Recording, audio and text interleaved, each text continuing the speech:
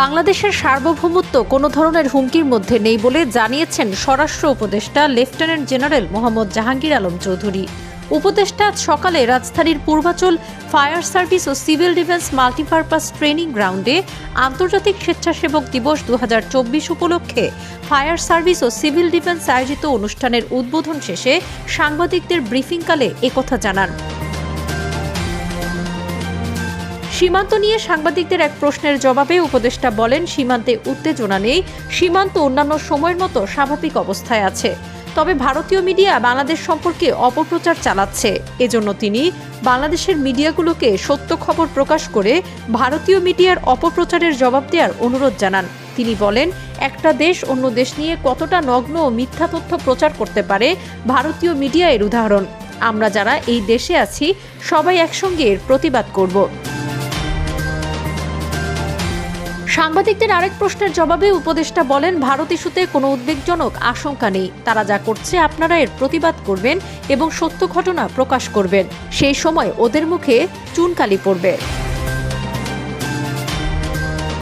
সকল রাজনৈতিক দলগুলো জাতীয় ঐক্যের ডাক দিয়েছে, বিষয়টি কি ইতিবাচক প্রভাব ফেলবে জানতে চাইলে লেফটেন্যান্ট জেনারেল মোহাম্মদ জাহাঙ্গীর আলম চৌধুরী জানান, আমরা সবাই যখন একসাথে হব তখন অবশ্যই ইতিবাচক প্রভাব হবে।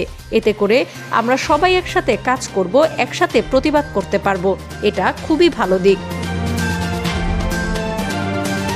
ভারতের পশ্চিমবঙ্গের মুখ্যমন্ত্রী মমতা বন্দ্যোপাধ্যায়ের বাংলাদেশ সম্পর্কে সাম্প্রতিক মন্তব্যের জবাবে উপদেষ্টা জানান, উনি মনে হয় ভুল করে বাংলাদেশের নাম বলে ফেলেছেন।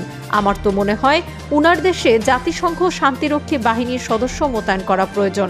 কেননা আপনারা দেখেছেন সেখানে সংখ্যালঘুদের কিভাবে নির্যাতন করা হচ্ছে। উদ্বোধনী অনুষ্ঠানে প্রধান অতিথির বক্তব্যে স্বরাষ্ট্র উপদেষ্টা বলেন, ফায়ার সার্ভিস ও সিভিল ডিফেন্স সারা দেশে 62,000 ভলান্টিয়ার তৈরির লক্ষ্যে কাজ করছে। ইতোমধ্যে তারা 55,000-এর অধিক ভলান্টিয়ারকে প্রশিক্ষণ প্রদান সম্পন্ন করেছে।